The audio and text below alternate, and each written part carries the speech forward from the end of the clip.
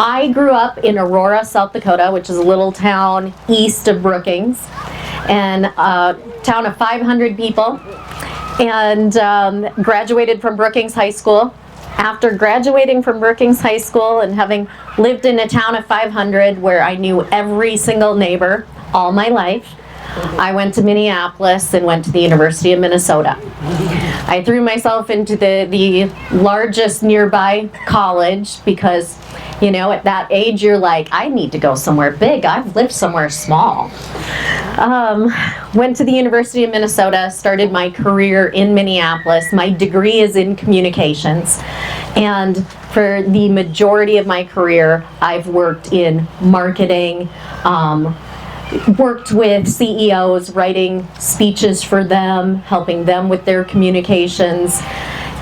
I got into politics getting to know the folks at the Minnehaha County Dems. A couple of friends who were part of it, joined them back in probably 2013, somewhere in there. I always was politically minded, but at that point in time hadn't gotten, you know, fully involved. My kids were getting older and it was time to start doing something. 2016, I decided I would get in deeper because I was completely shocked by the direction that we as voters picked in this country. After, let's see, it would have been 2018, I ran for county commission in Minnehaha. I did not end up winning that election, lost by a few thousand votes, and lost to all incumbents.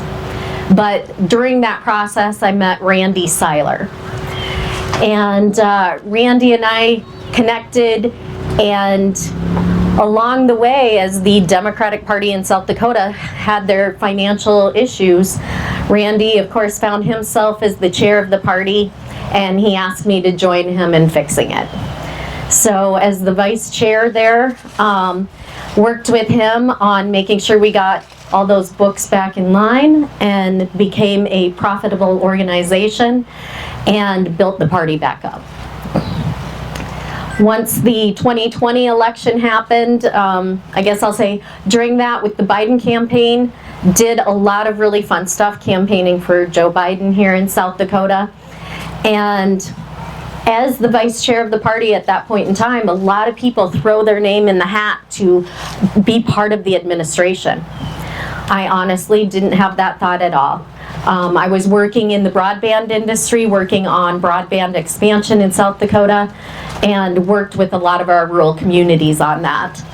I was enjoying that position. The folks that came to us with their resumes, we forwarded names to the Biden administration to, you know, say, here's some great South Dakotans who we think should be in your administration. One of those individuals was working her way through the process and found out she was pregnant. She had been trying for years unsuccessfully until that moment in time. And she realized with the timing of it and when the Biden administration wanted her to come on board, there was no way it would work. She talked to Senator Tim Johnson at that point in time, who she had worked for, and said, we're gonna have to quickly find somebody to take this position. And I think we should put up Nikki Gronli. And so Tim and Carrie is her name, got a hold of Randy and said, we want Nikki to take this position. And Randy's response was, hell yeah, or something similar, maybe a little worse than that.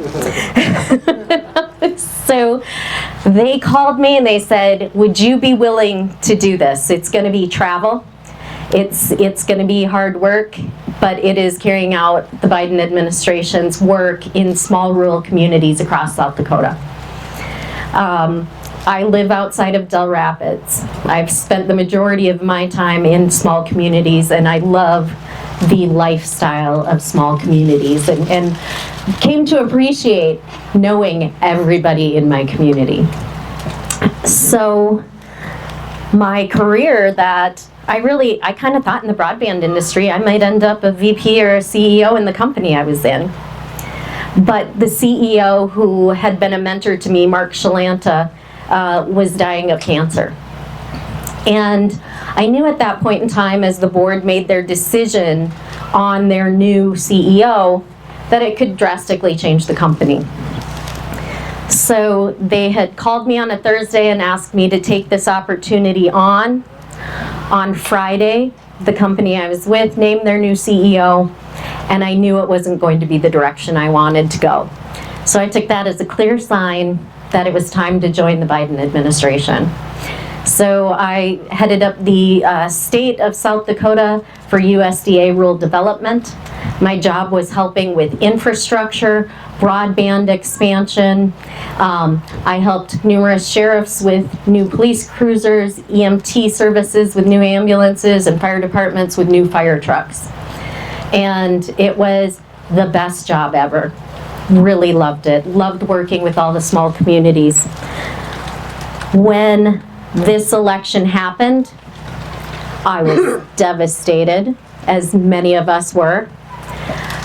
And I wanted to find a way to continue the work I was doing. I started doing some consulting around many of the issues that are rising because of cut funding.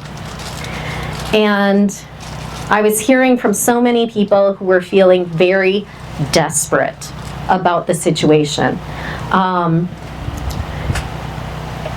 As I heard about Tim Walz, Governor Tim Walz, being in Iowa doing town halls, I started thinking about, well, who could get out in South Dakota and do town halls and give people a platform and help connect them to resources. And as I was driving, I thought about it, and I thought, well, that's kind of what I was doing. I was going to small town mayors and police departments and, fire chiefs, and helping them solve their issues and tying them to resources. So I decided to go out on the road. I had no idea if it would be me and 5 people sitting in a room together.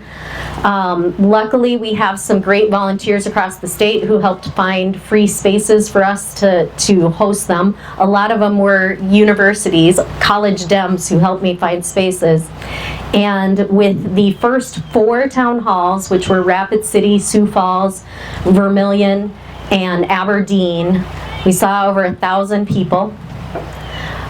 We were standing room only in 3 out of the 4, and in Sioux Falls we had to turn about 100 people away because security said we were over the capacity. So, I was like, okay, something's going on here. Like, people are feeling it. A lot of people are feeling it. Continued on with the town halls, and as that happened, people started asking, would you run? And I told some of the folks here, my husband and I had some discussions about it, and we were like, is this, should we do this? Because it's a family affair when you decide you're going to run for office. And when you have kids that have your last name, you need them on board too. And I had gone to my mom's on a Sunday to visit her, and she was talking about the fact that Pete Buttigieg wasn't going to run for the Senate in Michigan. And she said, under this administration and in this regime, if you are asked to run for office, you better step up and do it. And she had no idea that I had been asked by several people to run for office. And I had looked across at my husband, and he looked at me, and we left that day. I said, I think my mom's telling me I'm supposed to run for office, isn't she? And he's like, yep, I think so.